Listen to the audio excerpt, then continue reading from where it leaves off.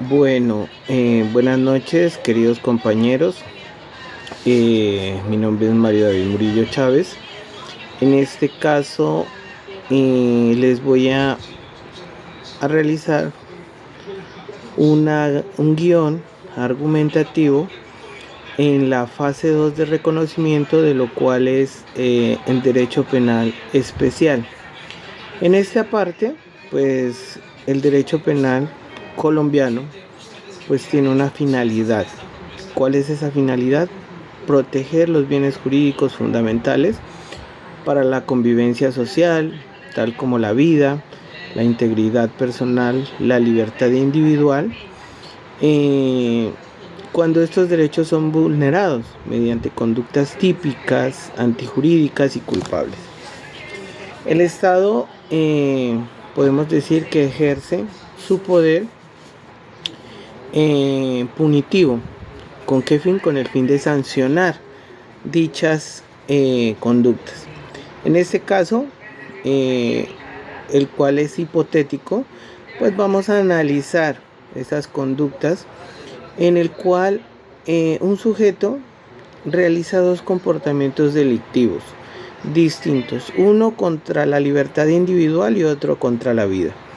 A partir de estos hechos, pues vamos a realizar lo que es la adecuación típica de las conductas, lo cual se examinará los elementos de tipo penal, donde se identificará el concurso de conductas punibles y finalmente se realizará las posibles circunstancias de agravantes y atenuantes conforme al Código Penal colombiano, el cual es la Ley 599 del 2000.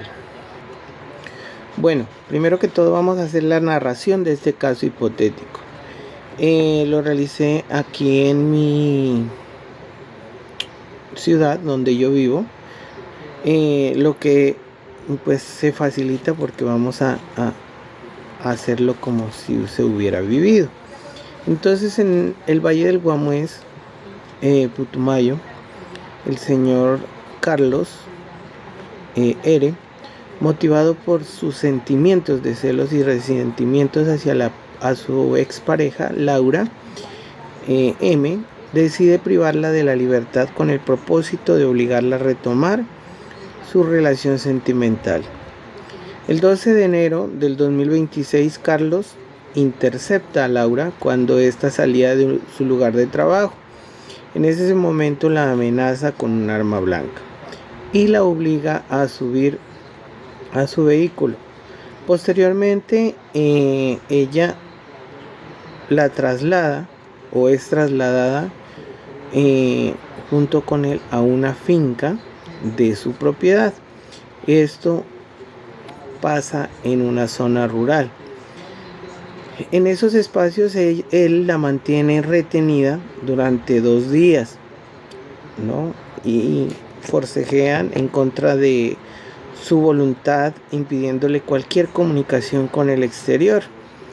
Durante el cautiverio, Laura intenta escapar. Ante esta situación, Carlos decide agredirla físicamente con el propósito de castigarla y evitar su huida, propinándole múltiples golpes en el rostro, en el abdomen.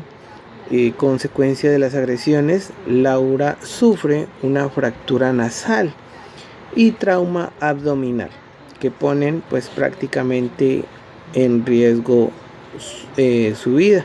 Además tiene pues múltiples traumatismos a razón de los golpes que le dio fuertemente. Finalmente, un familiar pues se da cuenta de su ausencia y denuncia esa desaparición ante las autoridades. Tras la investigación correspondiente, la policía logra ubicar el lugar donde se encontraba la víctima, logrando, pues después de múltiples averiguaciones de lo que sucede, pues dan a la conclusión de que pues la tiene Carlos. Posteriormente, pues llegan a la finca y lo capturan en flagrancia.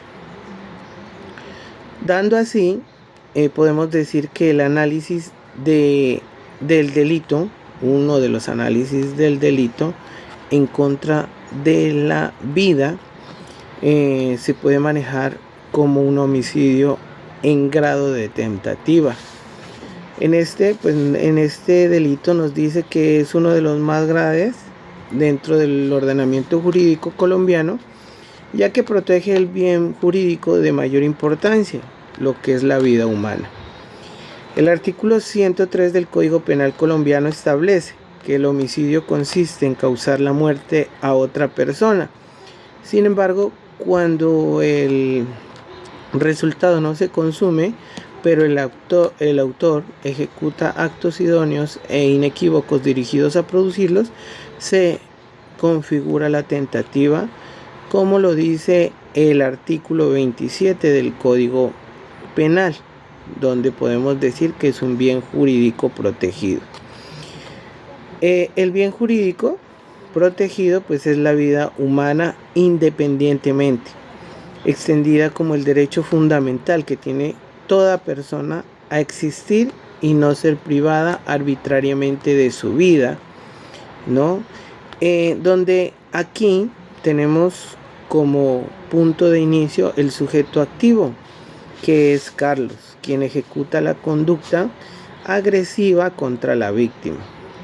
El sujeto pasivo, pues, como ya es de conocimiento, es Laura, quien es ella como titular de ese bien jurídico protegido. Tenemos un verbo rector que, manejando ese tipo penal, pues es matar o causar la muerte. En este caso pues no se produce, pero las agresiones realizadas por el sujeto activo constituyen actos dirigidos a causar dichos resultados.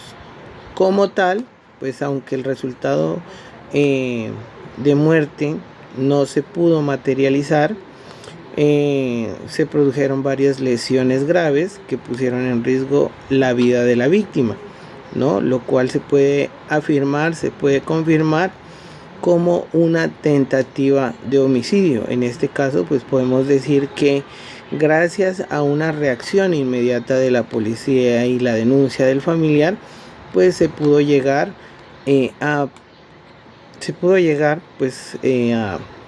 atender el caso de una manera directa, y pues fue a tiempo. Por esta razón, pues decimos, ¿no?, que el objeto material de esta conducta pues se puede decir que es la víctima, el cuerpo de la víctima, sobre el cual recae las agresiones, las múltiples lesiones, que eso pues se puede demostrar con unos exámenes, ya directamente con unas valoraciones médicas que se realiza pues en el Instituto Nacional de Medicina Legal y Ciencias Forenses para determinar causas como tal, donde pues se determinará esos elementos descriptivos, donde se encuentra pues la agresión física, los golpes reiterados, el uso de violencia directa con la víctima, donde pues se puede decir que es la manera objetiva de lo que cometió y la conducta delictiva. En este orden de ideas, los elementos normativos, ¿no?, se refieren a la valoración jurídica de la conducta, donde nos resulta claramente contrarios a todo lo que es el ordenamiento jurídico, pues el derecho fundamental es uno de los principales, que es el derecho a la vida. Nexo de causalidad. Este nexo pues existe en una relación directa entre la conducta del agresor y las lesiones sufridas por la víctima, ya que los golpes propinados por Carlos generaron el trauma abdominal y la fractura nasal, además del politraumatismo en el cuerpo. Desde este ámbito podemos decir que hay una imputación objetiva, ¿no? Dentro de esta teoría, el sujeto activo creó un riesgo jurídicamente desaprobado, que fue el golpear reiteradamente a la víctima en zonas vitales del cuerpo, riesgo que se materializó en un resultado lesivo que puso en peligro la vida. El tipo subjetivo, pues como lo miramos, se puede decir que es una conducta que se realiza a título de dolo, ya que Carlos actuó con un conocimiento de voluntad al causar ese daño, donde pues lesionó de forma grave a esta víctima. Incluso se puede considerar como un dolo eventual, pues él acepta la responsabilidad y la posibilidad de propinarle más golpes, ¿cierto? Y hasta causarle la muerte en algún momento por ese desespero de que ella se pueda escapar. Desde este punto podemos decir que hacemos un análisis del delito en contra de la libertad individual. Hay un nuevo delito, lo cual es un secuestro simple. Este segundo delito nos puede decir que el caso corresponde al artículo 168 del Código Penal colombiano, el cual sanciona a quienes arremeten, sustraigan, retengan u oculten a una persona con el propósito de privarla de su libertad. Otro acto, el cual, ¿no?, si bien es un bien jurídico protegido, podemos decir que es la libertad individual, entendida como la facultad que tiene toda persona de desplazarse y decidir libremente sobre su movilidad. Aquí el sujeto pasivo podemos decir que es Laura nuevamente, y el sujeto activo es Carlos. El verbo rector de este tipo penal pues es retener o privar la libertad. En este caso pues como ya lo habíamos mencionado, Carlos retiene a Laura, se la lleva justamente para una finca de su propiedad sin que ella acepte esos términos y se la lleva, ¿no?, a la fuerza.